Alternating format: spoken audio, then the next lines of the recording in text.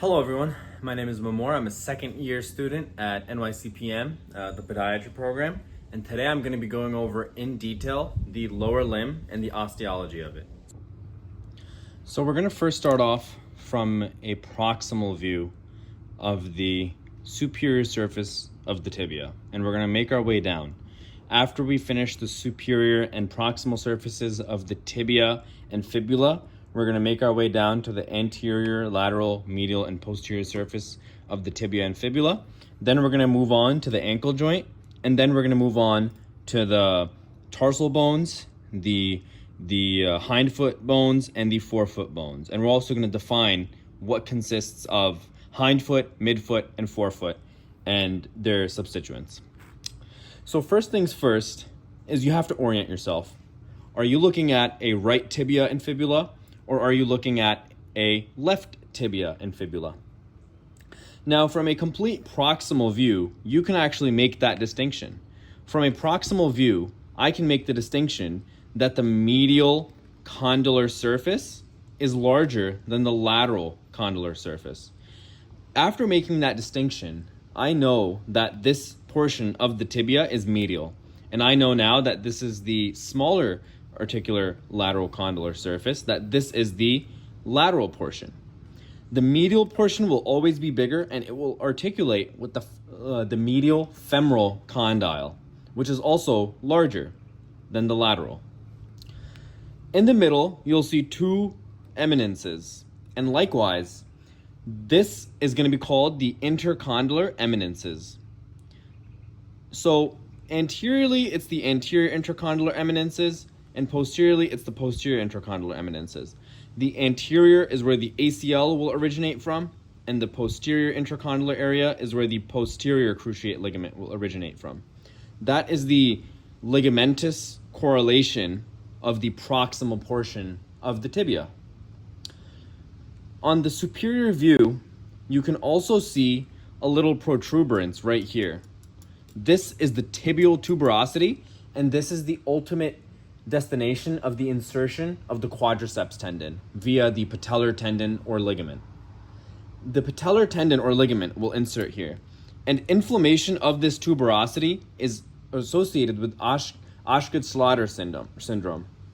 That is a inflammation of the tibial tuberosity in teenager boys usually, where the patellar ligament / tendon is going to be pulling on this after hypertrophy moments. For example, after a soccer practice, etc., some sort of physical activity, or it's overly inflamed due to some sort of bursa being affected. For example, the subcutaneous infrapatellar bursa can actually become inflamed as well, this area. Now, let's also orient ourselves into what is the medial condyle and lateral condyle of the proximal surface of the tibia. Laterally, you have the lateral condyle of tibia, and medially, you have the medial condyle of tibia. This is the medial condyle of tibia, this right here, and this is the lateral condyle of tibia. Yep. Now we're going to start looking at the fibula. From a superior view, you can't really tell much except that it's a much thinner bone that articulates posterolaterally with the tibia. It's important to know that it articulates posterolaterally with the tibia. And actually, we're gonna now look at it from a lateral view, and you can actually see the way it starts off posterolaterally and then just becomes lateral. So it actually does not come down in the straight line. It's posterolateral, comes down, and it's articulating with the this groove right here, which is actually like a little fossa, depression, where the distal end of the fibula articulates with the tibia. Right here, this protuberance from the proximal end of the fibula is going to be called the apex. This pointy portion is going to be facing posteriorly. So this is posterior. And you see how it is facing posterior? This is going to be the apex of the fibula. This whole region is referred to as the head of the fibula. However, this narrower portion, where the blue ink is, this narrower portion becomes the neck of the fibula. And this is actually where fractures can produce a common fibular nerve paralysis.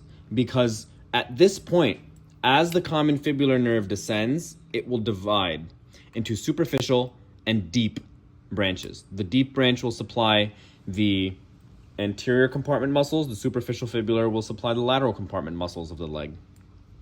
It's at this point where that branching occurs most of the time. There are cadaveric anatomical variations where those branches happen later on or earlier on, but normally the norm is that common fibular nerve comes here and it branches at this point.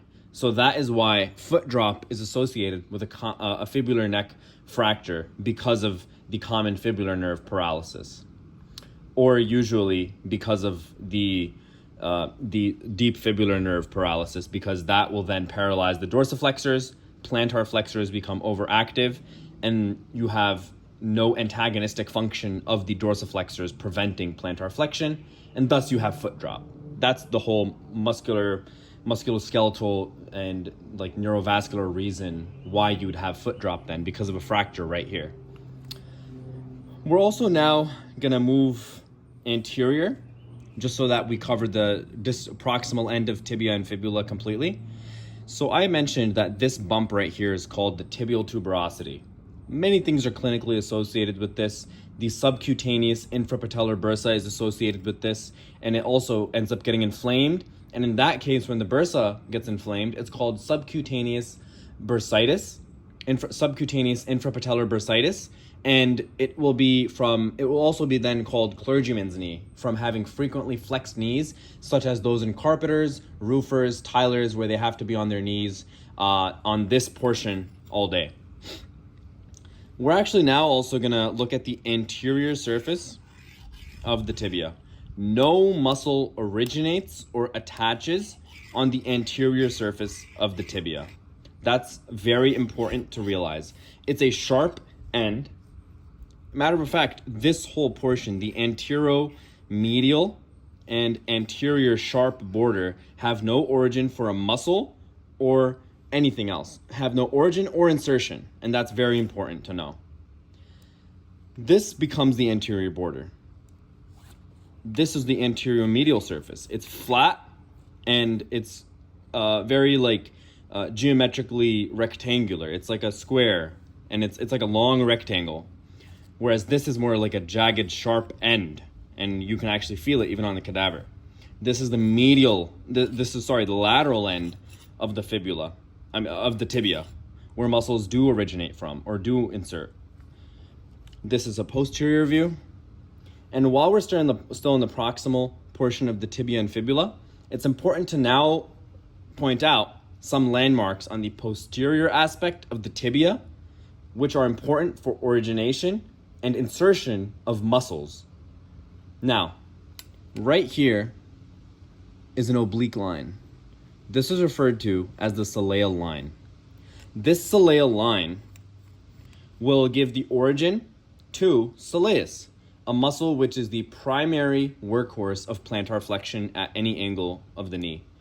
Commonly asked and sometimes mistaken, which is gastrocnemius. It's not the main plantar flexor, although the gastrocnemius is a strong plantar flexor. Gastrocnemius is unable to perform plantar flexion when the knee is flexed.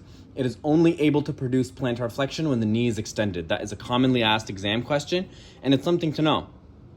Soleus will, however, produce plantar flexion in any angle of the knee joint.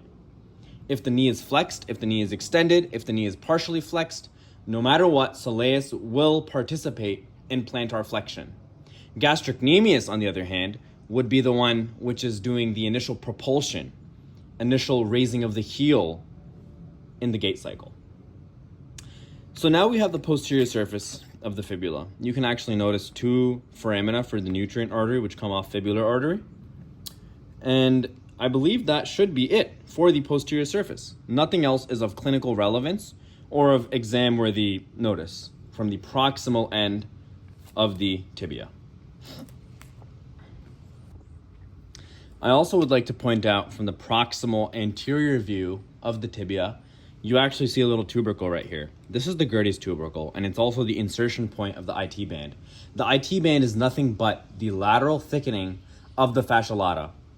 This fascia lata will be a product of the merging of the gluteus maximus and the tensor fascia lata fibers. They insert into IT band. And this IT band will cross the knee joint and the hip joint. And the IT band will also have a very weak function on extension of the knee. So that's actually right here. This rough area is the Gerdy's tubercle. Now we will move on to the distal end of tibia and even making our way into the ankle joint. Now we are at the distal end of tibia and fibula. Anteriorly, you see it forms the plafond with the talus. Remember this. This is of importance. This right here, this inferior surface of the tibia is called the plafond. It articulates with the trochlea of the talus. Here, the lateral portion of fibula terminates as the lateral malleolus, articulating with the lateral portion of the talus. Lateral malleolus, lateral portion of talus. Anterior portion of lateral malleolus, anterior portion of distal end of tibia. This is the medial malleolus, and this is actually called the anterior colliculus, and this is called the posterior colliculus. Of importance is that anterior colliculus is just a little bigger, and this is called the intercollicular groove. There are clinical relevances to fractures, but that's outside of the scope right now. But right here we actually have the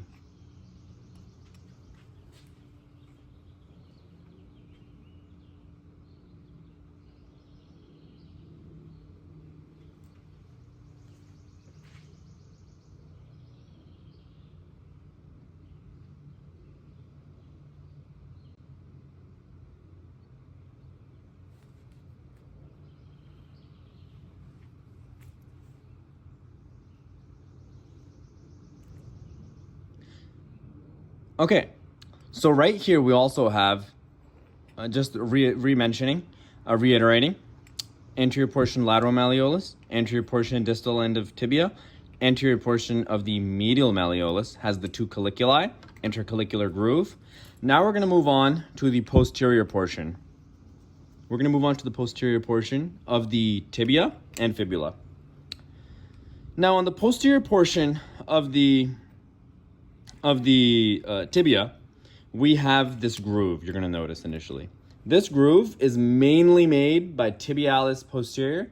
Some say it's also made by flexor digitorum longus, the FDL, but for your sake, it is made primarily by the tendon of tibialis posterior.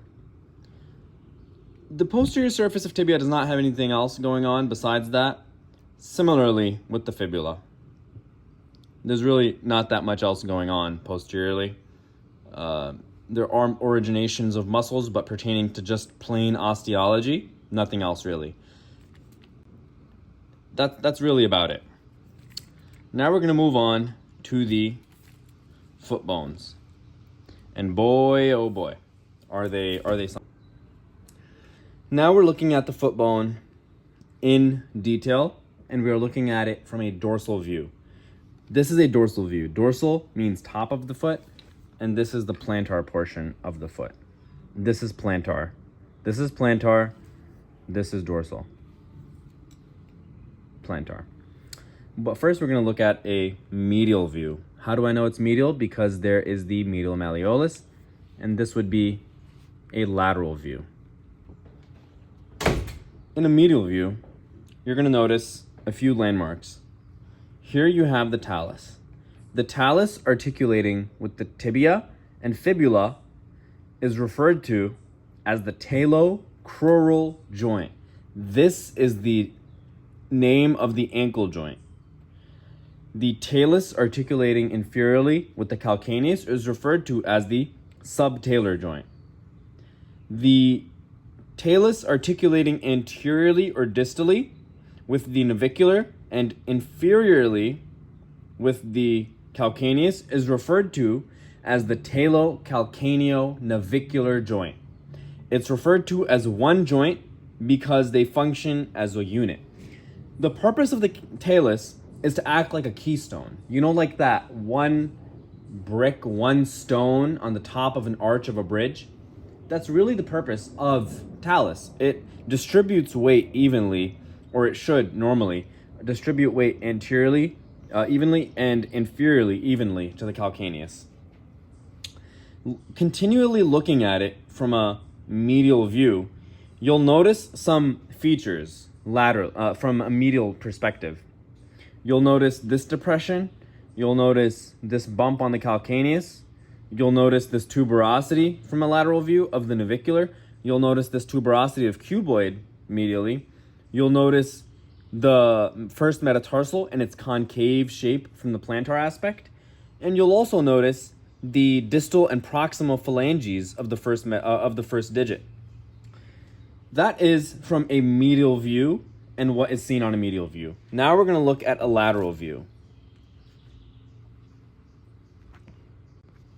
Looking at it from a lateral view, you're able to first see the lateral aspect of the calcaneus, which pertains, in this case, this anatomical model has the retrotrochlear eminence, which is not present on everyone. This has the fibular trochlea, peroneal trochlea, or fibular notch, it's referred to. This is present on its lateral surface, and the significance of this on the calcaneus is that fibularis brevis will be on top, fibularis longus will be on the bottom. Fibularis brevis will course like this on top of it and insert onto the tuberosity of the fifth metatarsal. Fibularis brevis is going to come down superior to the fibular notch, fibular trochlea, whatever you want to call it, and it'll then insert at the tuberosity of the fifth metatarsal. Not to be confused with fibularis tertius coming down from the anterior compartment and inserting at the base of the fifth metatarsal, right around here instead of here. This is where the tuberosity is fibularis brevis, the base fifth metatarsal is fibularis tertius, not to be confused. Anything else going on the lateral aspect, I will mention now. You will notice sometimes the distal and middle phalanges of the fifth digit are fused. And in this case, in this anatomical model, you can actually see that. The middle and distal are fused in this case. The fifth metatarsal is also very apparent and very known to have its tuberosity. When that tuberosity is not fused, it's referred to as os valenium. I might be mispronouncing it, but it's something of the sort. It's os valenium. It becomes an accessory bone. And think of V as fifth in Roman numeral, and you won't forget that it's pertaining to the tuberosity on the fifth metatarsal, like 5 in the Roman numerals. We're also now going to look at a little change of scenery, but now we have the navicular, and just to reiterate, you have the head of the talus articulating with the navicular.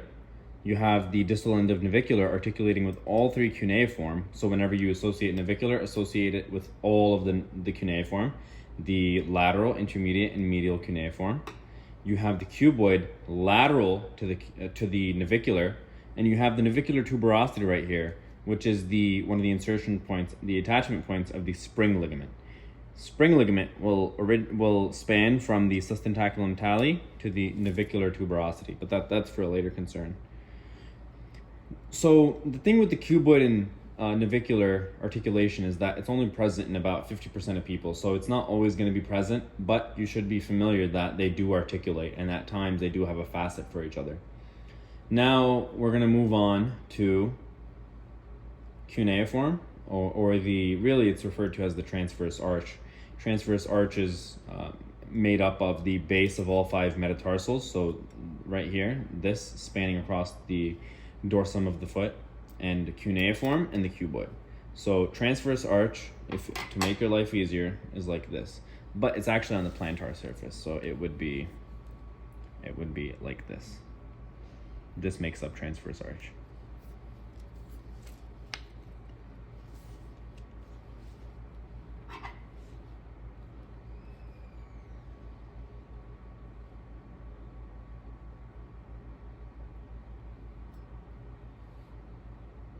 Distally with the cuboid,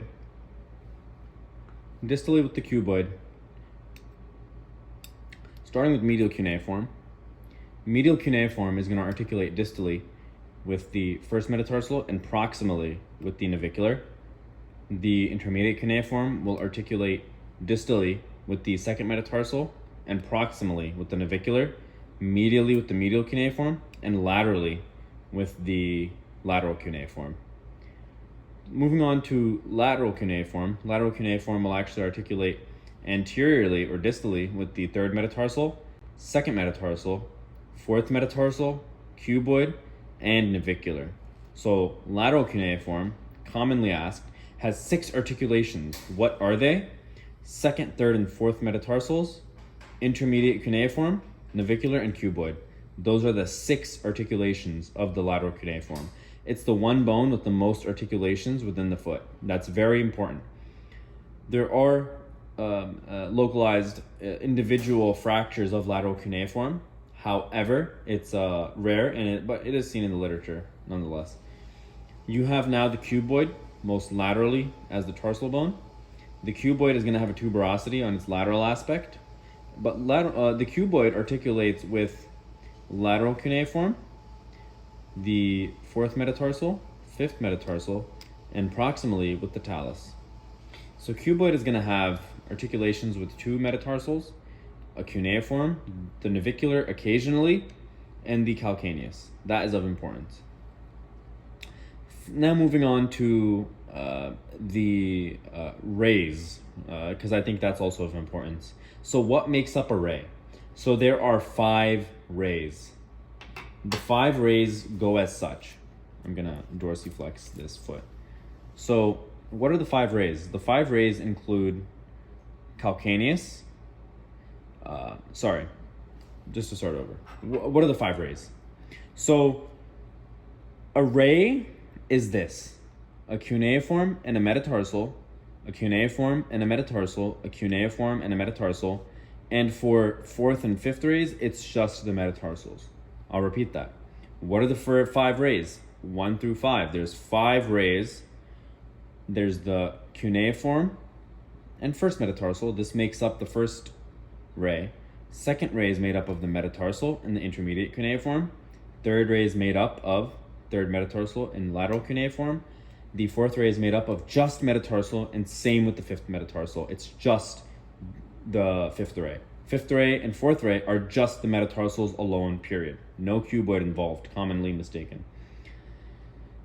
Also of importance is what composes the hindfoot, midfoot, and the forefoot. It's as simple as this. Let's look at it at a plantar aspect, because that will make it easy.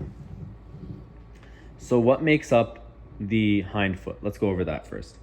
Calcaneus and talus. Calcaneus and talus, that is hindfoot. That's right there. 2 bones make up hindfoot. It's talus and calcaneus. What makes up midfoot? It's the 3 cuneiform, so 1, 2, 3, cuboid, navicular. So it's these 5 bones which make up the midfoot. 1, 2, 3, 4, 5. These are the midfoot. What makes up forefoot? Forefoot is made up of the metatarsals and phalanges. The 5 metatarsals and the 14 phalanges. That is what makes up the forefoot. That's all that there is to it. Now we're going to go over medial longitudinal arch, lateral longitudinal arch, and just to reiterate, I'm going to go over transverse arch. So let's starting with the medial longitudinal arch. Medial longitudinal arch and lateral longitudinal arch actually have one thing in common, and it's that they both contain the calcaneus. And I'm also going to leave it at a plantar view because all these arches pertain to the plantar aspect of these bones. So just to go over, medial is where the big toe is, lateral is where the pinky toe is. Medial longitudinal arch will contain calcaneus, talus, navicular, and the first 3 rays, which is cuneiforms and the first 3 metatarsal. Let me repeat: calcaneus, navicular, 3 cuneiform, 3 metatarsals, or 3 rays. So 1 ray, 2 ray, 3 ray. So the cuneiform and the metatarsal is called the ray. So you have calcaneus, talus, 3 rays. This makes up medial longitudinal arch. This is the arch which is seen on the medial aspect of the foot, and the purpose of this arch is for weight bearing. Now let's go over lateral arch. Lateral arch is going to consist of the calcaneus, cuboid, and the 4th and 5th rays. calcaneus, cuboid, and fourth and fifth rays, with the exception of phalanges, obviously, for both. Now, the purpose of lateral longitudinal arch is for stability. The lateral portion of the foot is going to contact the floor, and this is going to be more for stability, whereas medial longitudinal arch is going to be for weight bearing and absorption of shock. It's also called the layman's arch for some reason, because anatomists have free time. Now we're going to go over transverse arch. Last arch, which is actually formed only when you put your 2 feet together. When you put your 2 feet together like this, it forms an arch. So it forms an arch like this, actually. So the arch is formed in the middle. Now it's on the plantar aspect of the foot as well. So you actually have, on the plantar aspect, the transverse arch is going to be made of 1, 2, 3, the 3 cuneiform, the cuboid, and the bases. So this is the base. This is the bases of the metatarsal. This is the bases of the metatarsal. So you have 1, 2, 3, 4, 5 bases, the cuboid and the 3 cuneiform. That is the transverse arch. The most important muscle for transverse arch, this is important, is fibularis longus. Fibularis longus is the most important muscle for the transverse arch. The most important muscles for the medial and lateral longitudinal arches, first starting off with the medial longitudinal arch. For the medial longitudinal arch, it is going to be the flexor hallucis longus, flexor digitorum longus, and tibialis posterior. These are all important for the medial longitudinal arch. Lateral longitudinal arch is going to be the flexor digitorum longus, and that's it. That is the most important for the lateral longitudinal arch. I hope you enjoyed.